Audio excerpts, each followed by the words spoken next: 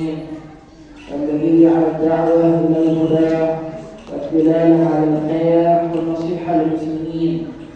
أشهد أن لا إله إلا الله الملك الحق المبين، وأشهد أن سيدنا ونبينا محمد صادق الوعد الأمين. اللهم صل وسلم على سيدنا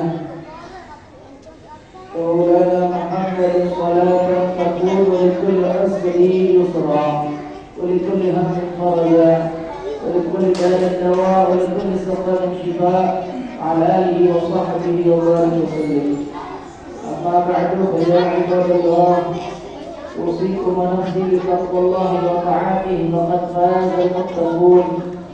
وقال الله تعالى في القرآن الكريم: يا أيها الذين آمنوا اتقوا الله حق تقاته ولا تموتن إلا وأنتم مسلمون.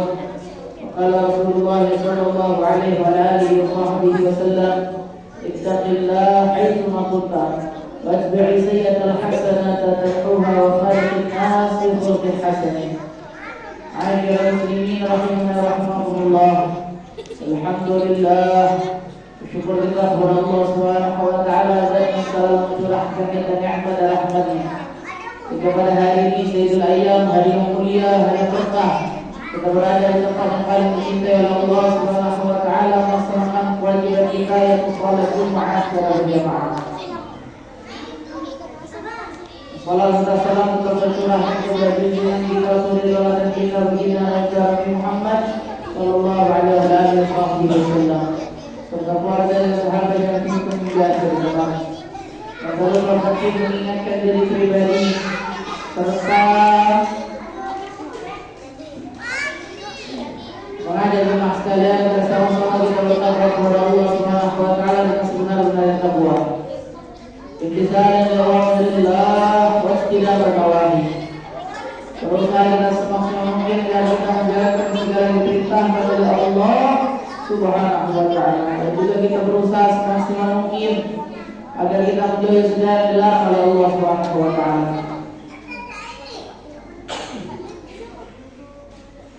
Ma'asyiral muslimin rahimana rahimakumullah. Peristiwa-peristiwa keburukan, kesalahan dan kelalaian yang terjadi pada kita saat ini, yang berada di akhir zaman ini, mulai dari fase anak-anak bahkan sampai ke orang tua, dari anak-anak yang bahkan meninggalkan sholat, yang mendalam fase kenakalannya, orang-orang tua yang terjadi perceraiannya, bahkan orang-orang yang lebih tua melakukan tindakan-tindakan asusila yang tidak semestinya. Kenapa hal demikian bisa terjadi ya Tuhan? Kenapa bisa terjadi hal semisal ini di kehidupan kita? Karena jauhnya kita daripada pemahaman agama, karena jauhnya kita daripada majelis ta'lim, karena jauhnya kita daripada pengajian, yang mana pengajian merupakan tempat kita mendapatkan cahaya, majelis ta'lim merupakan tempat kita mendapatkan tuntunan, ilmu pengetahuan merupakan nur, bukan cahaya. Dan para nabi serta rasul, mereka tidak mewariskan hartanya, mereka tidak mewariskan pakaian perangnya, mereka tidak mewariskan dinar dan dirhamnya, akan tetapi mereka mewariskan ilmu pengetahuannya. Maka kita selalu mengingatkan Nabi Muhammad SAW agar seyogianya mengambil warisan tersebut untuk menjadikan kehidupan kita berusaha jauh daripada keburukan-keburukan.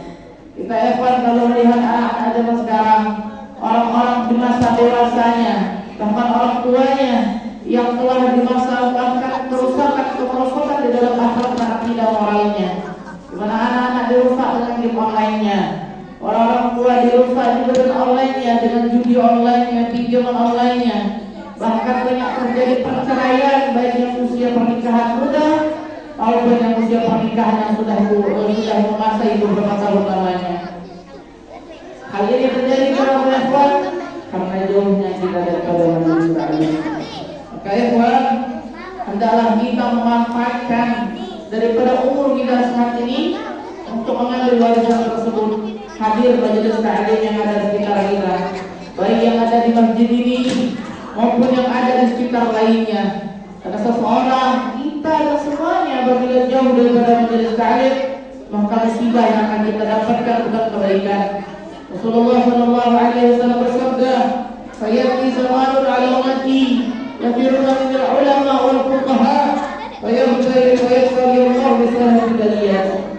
Akan ada zaman, akan ada masa kata Nabi Muhammad sallallahu alaihi wasallam yang mana umatku akan menjauhi ulama, umatku akan menjauhi orang-orang yang ahli fikih. Mereka akan menghukumkan sesuatu dengan logikanya. Mereka akan mengambil memutuskan sesuatu dengan hawa nafsunya, tidak menimbang, tidak menakar dengan takaran syariat. Maka Allah Subhanahu wa taala akan menguji orang-orang yang menjauhi ulama tersebut dengan 3 ujian. Yang pertama, yarfa'ullahu baraka min kasbihi. Allah akan angkat keberkahan dalam rezekinya. Kita ikhwan terkadang merasa kehidupan ekonomi kita susah, sehingga kita pinjam sana pinjam sini, padahal itu adalah riba. Boleh meminjam uang, boleh ikhwan, tapi tidak boleh riba di dalamnya. Ahallallahu al-bai'a wa harrama riba. Allah menghalalkan jual beli, lalu Allah mengharamkan riba. Maka kadang rezeki kita yang sekian juta, sekian ratus ribu, segala macam hal yang lainnya, justru tidak ada berkah di dalamnya. Kenapa? Karena ada hal riba di dalamnya. Yang kita tidak mendengarkan daripada fatwa ulama, yang kita tidak mendengarkan daripada Al-Quran yang telah mengatakan riba haram, riba adalah haram. Maka tidak ada keberkahan dalam rezeki kita, ikhwan. Apa buruknya daripada rezeki tidak berkah ini? Sulitnya kedamaian yang ada dalam rumah tangga kita. Anak-anak sulit diatur, keluarga kita, istri kita bahkan tidak menuruti kita lagi. Kenapa? Karena yang haram telah ada di dalam darah dagingnya. Kulullah min kata Rasulullah, nabatanna haram dan narawlabih. Setiap daging yang tumbuh daripada yang haram, maka neraka dibuka baginya. Maka jauhi ikhwan, berapapun gaji yang kita dapatkan sehari ini, syukuri hal tersebut. Al-muhim yang penting halal, insyaallah itu tidak berat kebutuhan kita sehari-hari. Yang kedua, ikhwan, usallallahu ta'ala sultanan dhalimah.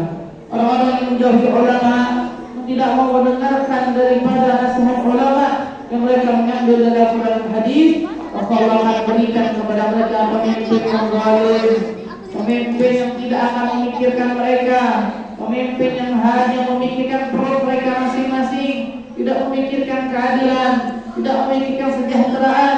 Yang penting mereka bahagia, rakyat sengsara tidak apa-apa. Kenapa demikian? Karena kita jauh dari ulama. Ulama mereka benar mengajak kita kebaikan, tapi bukan cuma kebaikan di akhirat, tapi juga kebaikan di dunia, ya Pak. Jangan jauh-jauh daripada majelis taklim. Hidup kita saat ini manfaatkan bermasalah.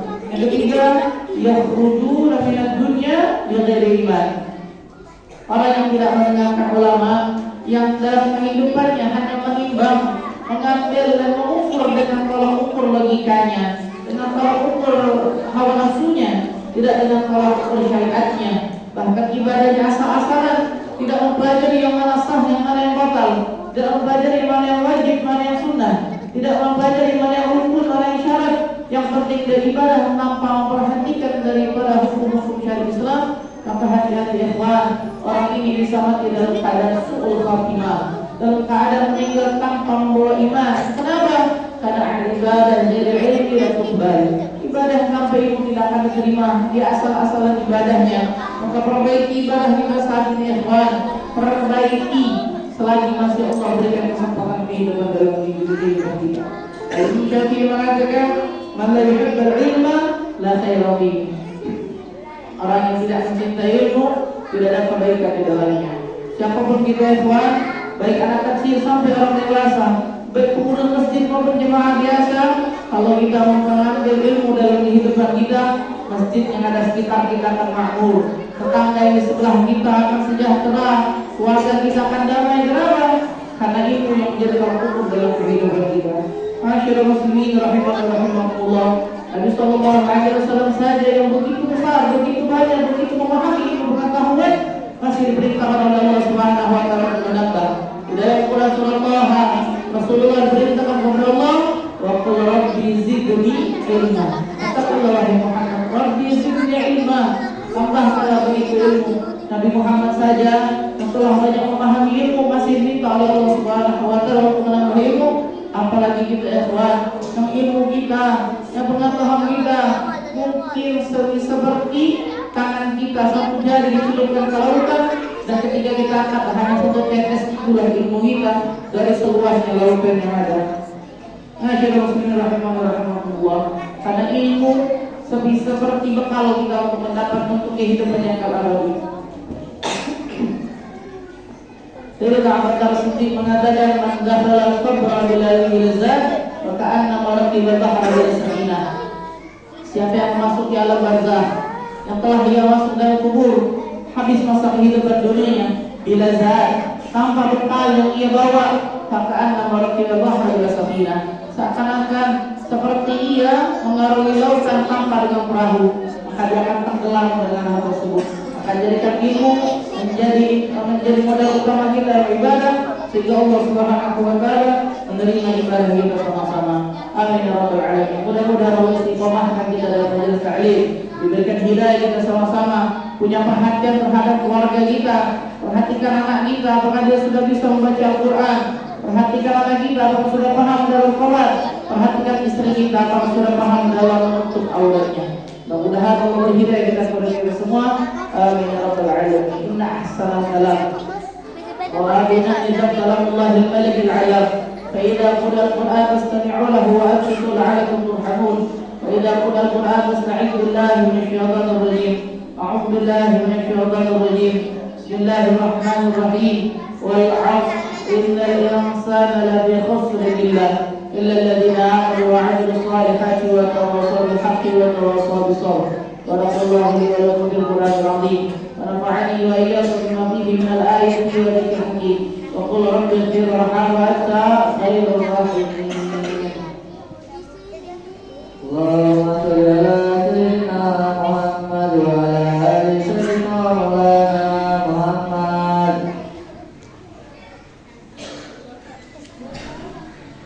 الحمد لله الذي أعاد العز وكرر. أحمده سبحانه أن خلق وصور. أشهد أن لا إله إلا الله وحده لا شريك له شهادة تثبت بها الميزان بالمحجر. وأشهد أن سيدنا ونبينا محمدا عبده ورسوله المبعوث إلى الأسوار والأحباب. اللهم صل وسلم على سيدنا محمد وعلى آله وأصحابه الفائزين بشرف الأبصار. أما بعد فيا عباد الله اتقوا الله فيما أمر وانتهوا عما نهى عنه وهدى. واعلموا أن الله تعالى صلى على نبيه قديما وقال تعالى إن الله وملائكته يصلون على النبي يا أيها الذين آمنوا صلوا عليه وسلموا تسليما. اللهم صل وسلم على سيدنا خير الخلق صاحب الوجه الأنوار. وارض اللهم عن كل الصحابة أجمعين وعن التابعين ومن تبعهم بإحسان إلى يوم الدين. اللهم اغفر للمسلمين والمسلمات والمؤمنين والمؤمنات الأحياء منهم والأموات، وارفع لهم الدرجات وبعد لهم الحسنات وكفر عنهم السيئات يا رب العالمين. اللهم أعز الإسلام والمسلمين وأهلك الكفرة والمشركين ومبتدع وشيوعه ودمر أعداء الدين وعلى كلمتك إلى يوم الدين. اللهم انصرنا وانصر إخواننا في فلسطين. ربنا آتنا في الدنيا حسنة وفي الآخرة حسنة وقنا عذاب النار. عباد الله إن الله يأمر بالعدل والإحسان وإيتاء ذي القربى وينهى عن الفحشاء والمنكر والبغي يعظكم لعلكم تذكرون. فاذكروا الله العظيم يذكركم واشكروه على نعمه يزدكم ولذكر الله أكبر. والله يعلم ما تصنعون في الصلاة.